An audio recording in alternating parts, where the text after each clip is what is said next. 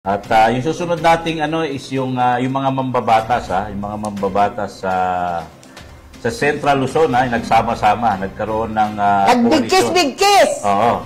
Mga nagkaisa ang mga kinatawan ng Gitnang Luzon, ng Central Luzon upang harapin ang lumalalang epekto ng climate change. 2 photos lang yan.